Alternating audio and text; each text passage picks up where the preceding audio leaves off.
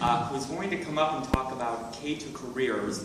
This is a new program in our district that she's initiated and was able to obtain funding for this past summer. She spent a lot of time working on a grant that was just under $1 million that she's brought to the district, and she's going to talk about that today. She's in her second year as manager of the STEM initiatives in our district. And STEM, just so you know what that stands for, that is science, technology, engineering, and math. So she is going to talk about that today. So we welcome Kim.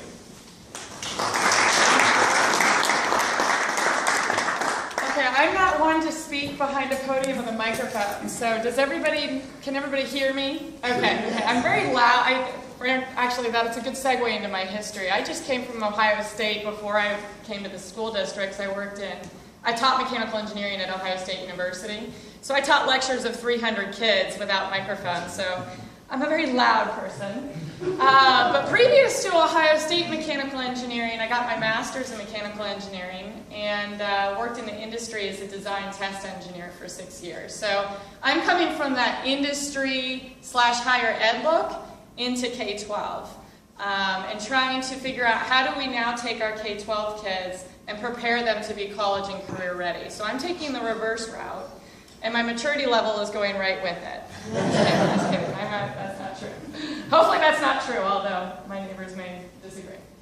So that's really what the challenge is. How do we engage our kids in classroom experiences that have the academic content that we have to teach, but we also get them the 21st century skills and we get them to be college and career ready.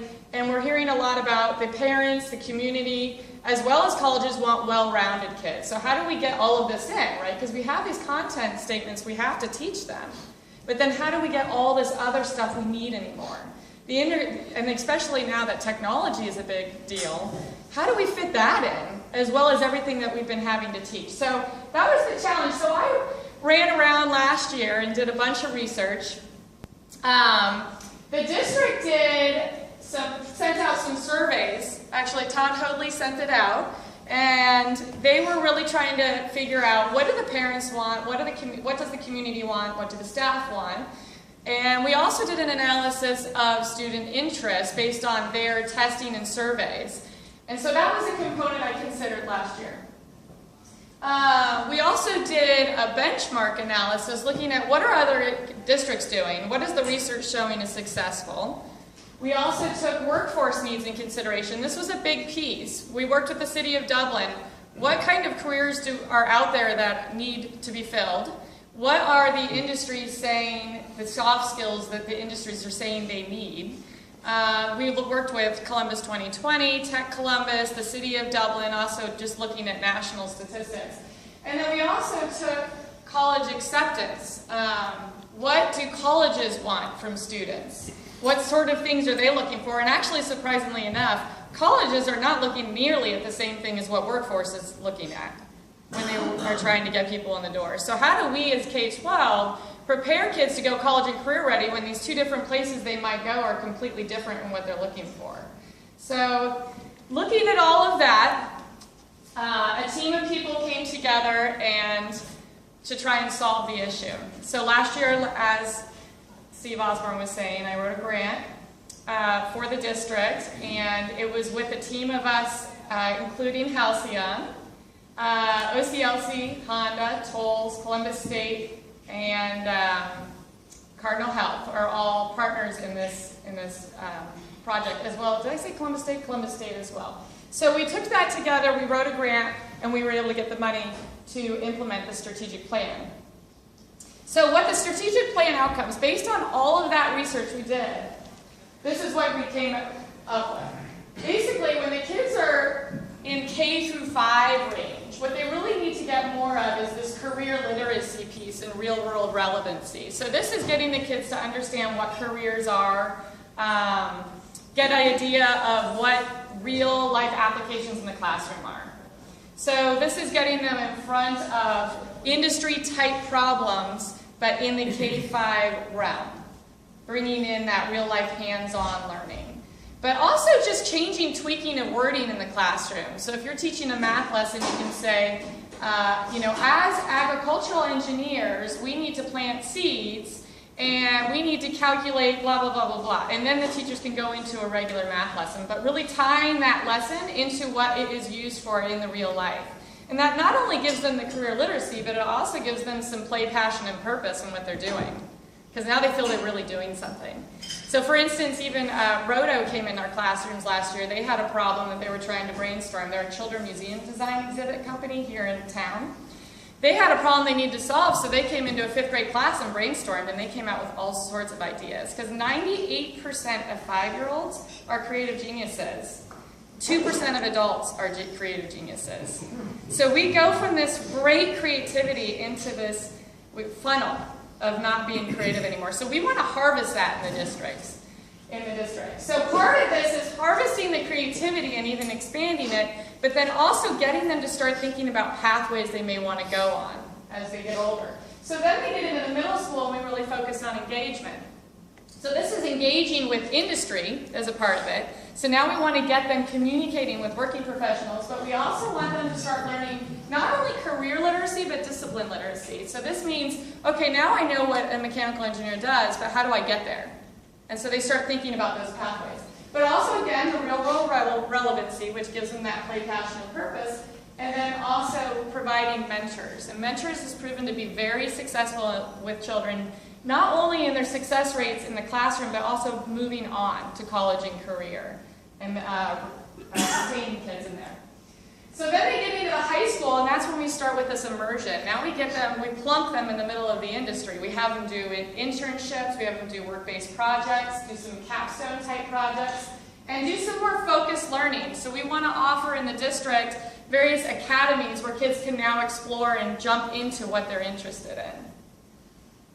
Okay, so this is what the strategic planning showed. This is everything that we feel as a district will lead a child to a successful college and career preparation. How do we get there? One of the things is this industry-centered project-based learning curriculum, and this is one of the outcomes of the grant, is to develop a curriculum for teachers to learn on how to integrate these real-life applications in the classroom. Because teachers are teachers. They've never been in the industry. They haven't had the negotiation and sales like we had in the industry. They haven't had Gantt charts that they have to provide for project management. So there's a lot of things that we need to educate teachers on, and they're hungry for it. They're really excited about it, especially in Dublin City Schools, and teachers are absolutely wonderful, and they're really grabbing onto this. So this will be a resource for them in learning how to bring real-life applications in the classroom. But it also we also have a virtual mentoring system developing, and this is an online system where working professionals and teachers and students can communicate. So now it's anytime, any place. It's like a discussion board or chat board.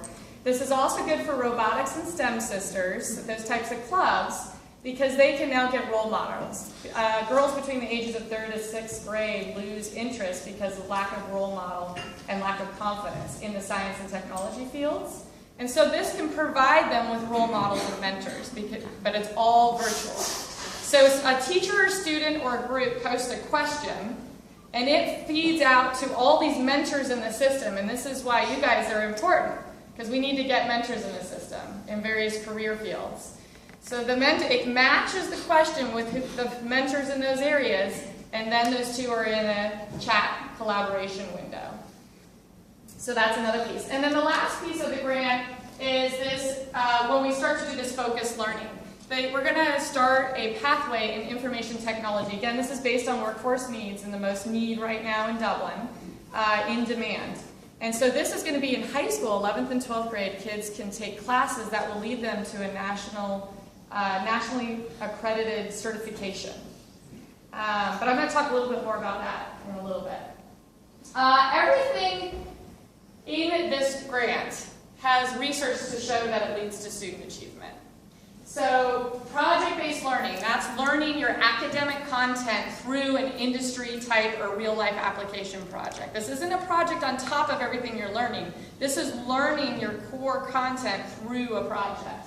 So project-based learning, mentors, huge one in student success. Teacher externships, I didn't describe that. teachers next summer are going to be working with industry professionals on a project that they'll implement throughout the next year. So it's kind of a face-to-face version of the online training that we're developing for teaching teachers. So we're looking for industries right now actually to sponsor and not really sponsor so much, but provide people that can work with teachers one-on-one next summer. And then student internships and dual enrollment is a really important piece. There are studies to show that if kids get 12 credit hours of college credit before they leave high school, they have a much higher success rate of getting through college. And so if we can get them some of those credits, then we have that much of a higher success rate. Okay, so these are all the different components of the K-to-Career grant. Virtual mentoring, this is the online piece where the teachers and students can communicate with working professionals virtually. And also working professionals can provide design challenges to students. And as I said, this is also a forum, so where robotics can communicate with industry people. Now remember, this isn't also local. They can communicate with people nationally. So STEM sisters, for instance, girls interested in science, technology, engineering, and math, can now connect to a NASA engineer out in Pasadena. Virtually. Okay, and then there's the professional development piece, which is the online curriculum. And that one thing I didn't mention, there's going to be a component for industry people about education. So now this is teaching industry people, what are the teachers going through? What are the statements? What are content statements? Can I find them? I'm communicating with a 5th grader over online, and I have no idea what level they're at. So this will teach you how to go back and figure out what 5th graders are learning. And if you haven't read the content standards that the teachers are going off of, they're amazing. They're written so well. And they even have misconceptions in there, like what 5th graders really think, but it's not quite right. Like they really guide you. So giving some training on for industry on that. And then there'll be also a module for educators about industry. What does a normal industry person experience in a given day? What kind of deliverables? What kind of expectations? And then the last component is this IT Academy, which is where we're trying to get them on these pathways. And this is where students will be able to graduate with a nationally recognized certificate. We're going towards Java and SQL, if you're in the IT world, which are highly employable. So students will be able to graduate from high school and get a part-time job for about $16 to $20 an hour. And they can continue on with Columbus State and our partners and have internships while going to Columbus State on this pathway to a software development degree, or which they'll be making enough money at the internship to pay for their tuition, so they can get to their associates basically for free and have your work experience. Or they could go anywhere. They could go to Purdue and they can work in the computer lab there, and they have this certificate in software development in this IT field. So there are choices there. So how you can help? So there is a survey on the table. We are actually going to be hosting a industry leader breakfast next Tuesday. If you could spread the word about it, that would be awesome.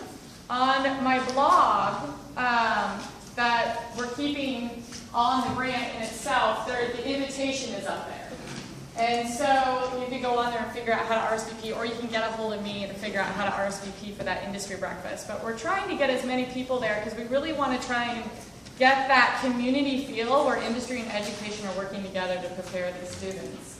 So if you could spread the word about the industry leader breakfast, if you could fill out the survey at your table, that would be great. That's a lot of feedback. Right now we're at the stage where we're trying to get feedback from industry on this project and the community itself.